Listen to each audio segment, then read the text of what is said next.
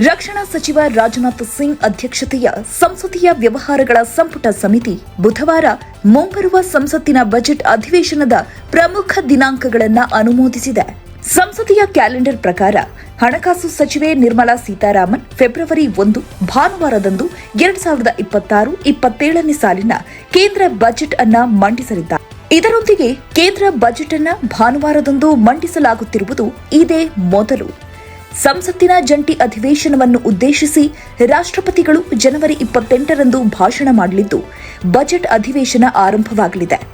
ಜನವರಿ 29ರಂದು ಆರ್ಥಿಕ ಸಮೀಕ್ಷೆಯನ್ನು ಸಂಸತ್ತಿನಲ್ಲಿ ಹಣಕಾಸು ಸಚಿವೆ ನಿರ್ಮಲಾ ಸೀತಾರಾಮನ್ ಅವರು ಸತತ 8ನೇ ಕೇಂದ್ರ ಬಜೆಟ್ ಅನ್ನು ಮಂಡಿಸಲಿದ್ದಾರೆ. ಇದು ಸ್ವಾತಂತ್ರ್ಯದ ನಂತರದ 80ನೇ ಬಜೆಟ್ ಕೂಡ ಆಗಿರುತ್ತೆ.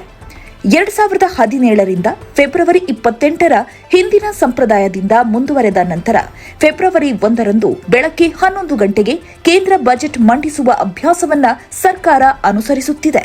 ಹೊಸ ಹಣಕಾಸು ವರ್ಷದ ಆರಂಭದಿಂದ ಬಜೆಟ್ ಪ್ರಸ್ತಾವನೆಗಳನ್ನು ತ್ವರಿತವಾಗಿ ಅನುಷ್ಠಾನಗೊಳಿಸುವ ಉದ್ದೇಶದಿಂದ ಮಾಜಿ ಹಣಕಾಸು ಸಚಿವ ಅರುಣ್ ಜೇಟ್ಲಿ ಅವರ ಅಧಿಕಾರಾವಧಿಯಲ್ಲಿ ಈ ಬದಲಾವಣೆಯನ್ನ ಮೊದಲು ಜಾರಿಗೆ ತರಲಾಯಿತು.